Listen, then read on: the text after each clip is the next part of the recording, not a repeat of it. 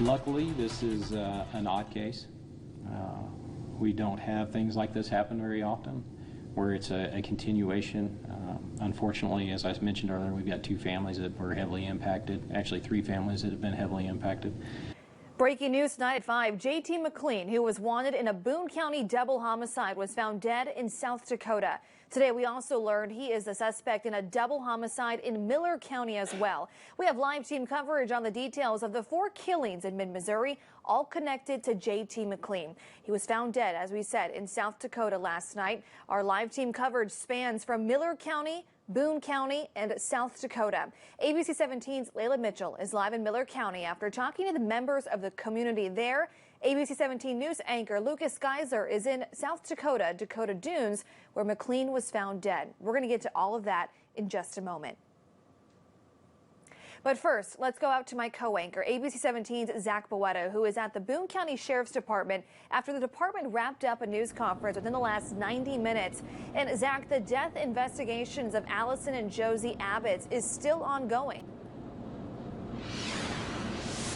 Yeah, Deborah, minutes ago, we were here in the Boone County Sheriff's Office Annex Training Room. That's where Captain Brian Lear said authorities right now believe that J.T. McLean is the only person responsible for the Abbott's murders. He also said the investigation is still ongoing. The Sheriff's Office right now has no evidence saying he worked with anyone else in the murders or in evading law enforcement for the past 2 weeks. He said the Boone County Sheriff's Office is working with other agencies to put together a timeline of events and gather more information and evidence, but he wouldn't go into detail about the deaths because he said there are 3 families still hurting because of these homicides. Here's what it sounded like when Captain Lear talked about the Abbott's murders.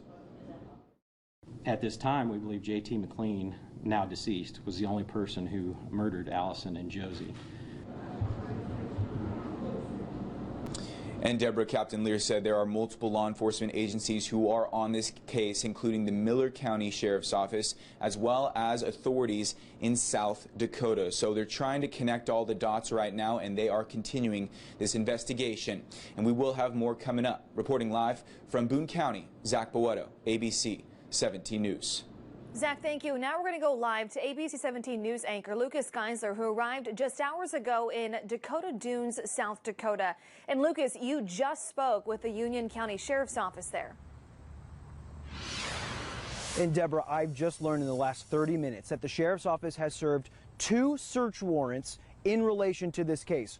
One was done on the body of J.T. McLean himself at a funeral home over in Sioux City, Iowa. The other, the truck that belonged to the Stefan family in Miller County, was found here, this parking lot at the Country Inn and Suites in Dakota Dunes. Let's give you a look at what the scene looks like right now here. Just to give you an idea, Deborah, this is a pretty nice area of South Dakota. It's like a northern suburb, if you will, of Sioux City, Iowa here. Dakota Dunes is unincorporated area of Union County, South Dakota, near the Iowa and Nebraska border. That truck was found through the help of OnStar. That Chevy Silverado was equipped with OnStar technology. Federal officials gave the tip to local officials here in South Dakota, and using OnStar, they were able to find him here in this parking lot. OnStar's role is pretty pivotal, to say the least. They're able to track the location of the vehicle that Mr. McLean was in up until right into the parking lot of the Country Inn and Suites. It uses GPS technology, just like our handheld GPS receivers that we use for out hiking and stuff like that. You heard from Chief Deputy Chris Halm there from the Sheriff's Office. They found McLean in that truck, and when they found him, he was dead with a gunshot wound. The Sheriff's Office says it's confident at this point, they believe that he shot himself in there.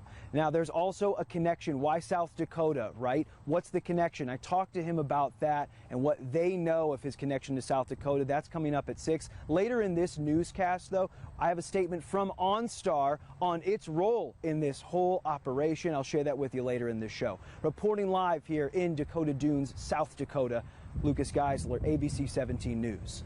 Lucas, thank you. Continuing with our team coverage tonight, ABC 17's Layla Mitchell is in Miller County, where 2 additional victims were found last night. The Boone County Sheriff's Department confirmed today the 2 killed in Miller County were related to one of J.T. McLean's ex-wives.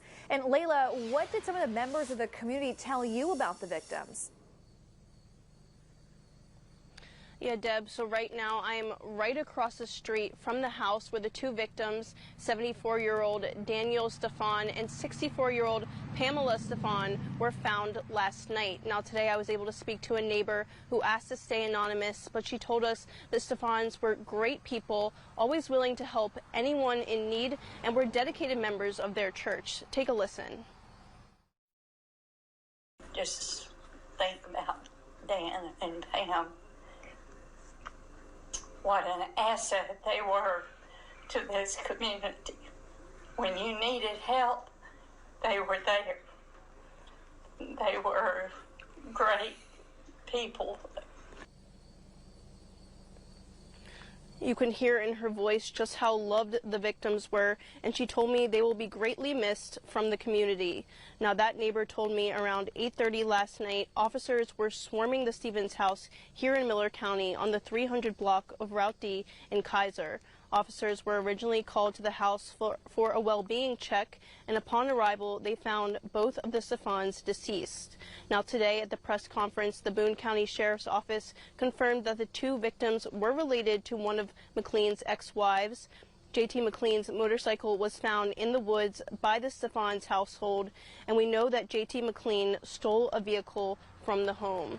Now, this is an ongoing investigation here in Miller County, and we will update you as soon as new information becomes available.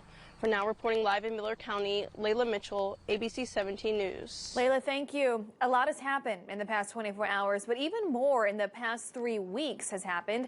ABC 17's Hannah Falcon is live in studio tonight with a look at what happened that led up to all of these events. Hannah. Deb, I've gone through the details of McLean's whereabouts and compiled a comprehensive timeline of what's happened in the past 3 weeks. On August 22nd, Boone County sheriffs responded to a house on Lavender Drive in Columbia after family members called in concerned they could not contact Allison Abbotts.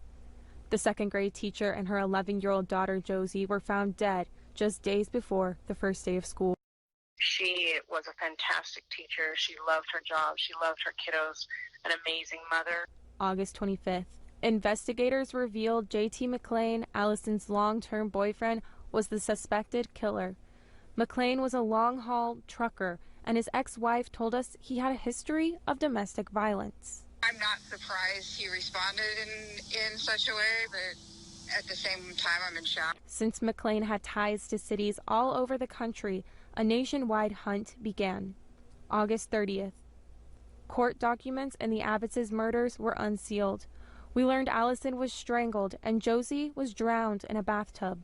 McLean was still nowhere to be found. September 8th. A motorcycle McLean was believed to have stolen was found outside a Miller County house. Inside, investigators found relatives of McLean's ex-wife, Daniel and Pamela Stephen, dead, and McLean was once again the suspect of a double homicide. Detectives say he stole the Stefans' truck and fled the state. That brings us to today, September 9th, when law enforcement tracked him to Union County, South Dakota, and surrounded his car, where McLean was found dead in the stolen truck with a self-inflicted gun wound. Details on what happened in South Dakota are still being uncovered, but we're working to piece it together. Reporting in studio, I'm Hannah Falcon, ABC 17 News. Hannah, thank you. And of course, we're going to continue to follow this throughout the night in this newscast.